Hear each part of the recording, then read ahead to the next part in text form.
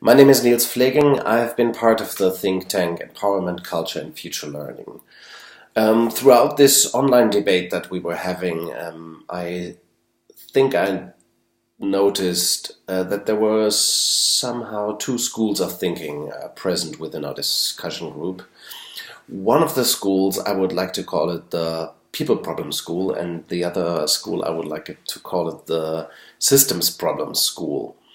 The first school, the people problem school, I think assumes that within organizations like a call center, a service center, or an entire company, that the main source of problems here is actually people, and that people cause most of the problems, the troubles that we are facing.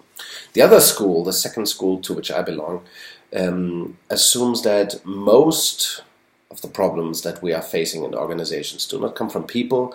Not people are causing the problems. Actually, people's behaviors are the children of systems and the grandchildren of mental models that were used to create our organizations.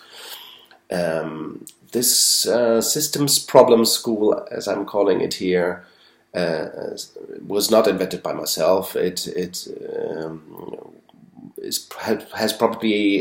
its roots in the thinking of people like Edward Deming, who claimed maybe 40, 50 years ago already that 95% of organizations' problems come from the systems that we create, and only 5% maybe of the problems come from people and people's behaviors.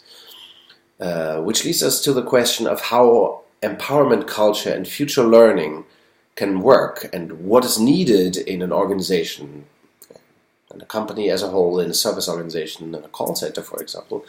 How we can create this kind of better culture, better learning, more effective work and work environments for more sustainable, superior performance. And my answer to that can be summarized in a way that is: we have to define leadership as working the system together and not as fixing people. Leaders should not be working on their people or fix their people. They should actually work the systems, change the systems, turn organizational models and systems more coherent. This means we have to get over the culture of command and control. We have to move beyond steering people. We have to go beyond prescribing fixed targets and monitoring and controlling people's movements and behaviors. We have to get away from behaviorism and create systems that actually, by system design, empower people to behave like human beings, like responsible citizens, like adult employees. Unfortunately, until today, our organizations are not designed like that. So the very nature of the organizational systems we created infantilize people. They are patriarchic, they create bureaucratic behaviors. They lead employees to look up to bosses instead of looking out to the markets and serving customers well.